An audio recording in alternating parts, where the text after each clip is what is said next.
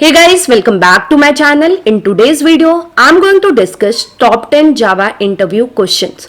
So I have started series of Java interview questions and this is part 2, video number 2. If you have not watched previous video, you can just click on I button to watch my that video. So the question which I have taken in this series, these are most frequently asked question. So let's begin with the first question. So question number 1, can a class have a multiple constructor? So answer for this question is yes, we can have a multiple constructor in a class. So whenever we are creating a class, we can have a constructor with parameter and without parameter. And then too, if you are creating with parameter, in that you can have variations in your parameter. So if you are creating a constructor without parameter, it will be called as non-parameterized constructor or a default constructor, and if you are creating a constructor with parameter, then that will be called as parameterized constructor. So how compiler will know that which constructor is to be called? That always depends on the argument. So depending on the argument, it is going to decide which constructor is to be called and which object is to be created. Okay, so now let's move to the next question. Next question we have, what is an abstract class? Abstract class is nothing but collection of abstract and non-abstract method.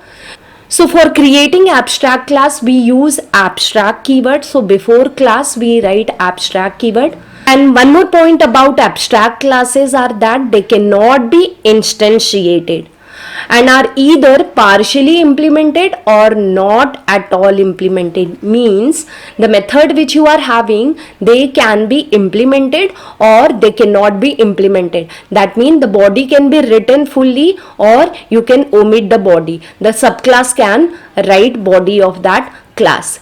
So this class can have one or more abstract method. So you can have multiple abstract method in abstract classes. So question number 3, can we declare a class as abstract without having any abstract method?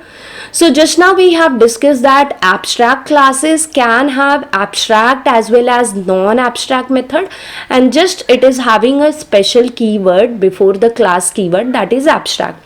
So if you are not writing any abstract method, that is a method without body inside it, then also it is okay. It is not going to create any problem. But however, if a class is having at least one abstract method, then it must be declared as abstract. So suppose as I said, it is having abstract and non-abstract method. So you can have fully non-abstract method or you can have all the abstract method. So remember, if you are declaring at least one abstract method in a class, then you have to make that class as abstract class. Okay, now we'll move to the question number 4. What is the question 4? What is final keyword in Java? Give an example. So there are 3 uses of final keyword in Java. You can use final keyword with variable, with method, as well as classes. Now if you are using final keyword with variable, then what will happen? That variable will become constant. If you want to make any variable constant in Java, you can just write final keyword before the variable name.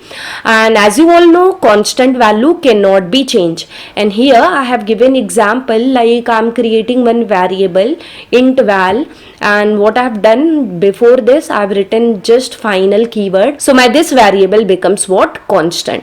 And generally we create constant variable as private. So this was related to what? Final variable. We will be jumping to what? Final method. So if you have declared any method as final, then you cannot override that method. That means subclass cannot rewrite body of that method, cannot change body of that method. So overridden is not possible if you are making any method as final method. And why we use final method? Because final method is faster as compared to any other method. If you don't want subclasses to change the body, you can make that method as final because it is faster. Now the third part, you can declare class also as final. If you are making classes final, then the inheritance of that class is not possible. Okay, so it cannot be subclassed or it cannot be inherited. So this is very important. Many times this question is asked about final keyword. Now let's jump to question number 5. Question number 5 we have, what is the purpose of static method and static variable? So let me first of all tell you, the purpose of static is what? Memory management. Now let's jump to static method and static variable. So whenever you want to share something among different instances of a classes, then you can create static method or static variable. For example, I am storing information of 100 students and the students belongs to the same college. So rather than creating 100 college name variable, I can just create one static college name variable, because the value is same for all the instances. So here, when there is a requirement to share a method or a variable between multiple objects of a class, so instead of creating separate copies of that variable or that method for a particular object, what we can do, we can create a static method or a static variable, and then that method and variable will be shared with all the other objects. No separate copies will be created. So again, this is most important question. Many times this question has been repeated or asked. So we are going to go to question number 6. Here we have, why pointers are not used in Java. So as you all know, Java discourages uses of pointer because they are very unsafe. In Java, JVM is responsible for memory allocation, implicit memory allocation. So JVM does not want to allow direct memory access. So hence we don't have concept of pointer in Java. Also, pointer increases complexity of program, and we all know one of the feature of Java is simple. So if pointer is there, then it is contradicting the feature, hence we are not having pointers concept in Java. Okay, we'll move to question number 7. So here, what is the question? Can you override a private or a static method in a Java? Okay, so overriding is again important concept. Whenever you are making private method, that method is available only to that particular class, not outside the class. So we cannot override private method or we cannot override static method also. So because since the method is available only to that particular class and overriding concept is between superclass and subclass, hence we cannot override private method. Now let's come to static method. So static method, if you create a similar method with the same return type and same argument in the child class, then what it will happen? It will not override, it will hide the superclass method. So if you are writing same method in subclass and the method is static, then that is not overriding, that will hide your parent class method, and this concept is known as method hiding. Suppose if you want to have private method with the same name, same argument, then what you can do in child class, you can create a private method with the same name and same parameters. Okay, so now we'll jump to question number 8. What is JVM and is JVM platform independent? So let's understand. The full form of JVM is Java Virtual Machine, and as you all know, it is heart of a Java programming language.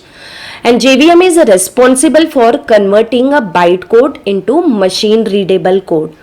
Hence JVM is not platform independent. So you might have seen while downloading, you get the option depending on your operating system, you download your JVM. Also we can customize our JVM depending on requirement, like maximum and minimum memory to JVM. And it is called virtual because it provides interface that does not depend on underlying operating system. So JVM is not platform independent. That is answer of this question. Now question number 9. Can we have a multiple public classes in a Java source file?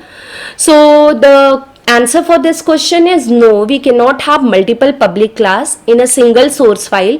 For example, if you have written one program and in that you have multiple classes, so out of suppose you have written 5 classes, you can make only one class as public. If you are making other classes also public, then it will get compiled, it will not create any problem, but when you run you are going to get error. Okay, so we cannot have more than one public class in a single source file. Now the last question is, what is a static block? So static block we write by using static keyword, and then we open a curly bracket, we close a curly bracket. And what is a static block? It is a group of statement that gets executed when the class is loaded into your memory by the class loader. So before calling your public static void main method, this static block is called. So sometime you get question like can we have a class without main method? Yes, we can have class without main method. So you can write the execution code in static block, because static block is executed before your main method. And what is purpose of using static block? We can use it for initializing what static variable of a class, and mostly it is used to create a static resources when a class is loaded. Okay, so these were the top 10 Java interview questions. I hope you liked the video. If yes, then don't forget to hit on like button, and if you have any kind of query, you can put in comment box. And if you are new to my channel, please visit my channel. I have lots of resources available related to Java and other programming language also. Certainly you can watch that too. And if you have not subscribed to my channel, please subscribe my channel, and don't forget to hit on bell icon to receive notifications from my channel. Thank you guys for watching my video till end. I'll see you in my next video. Till that, bye bye and take care.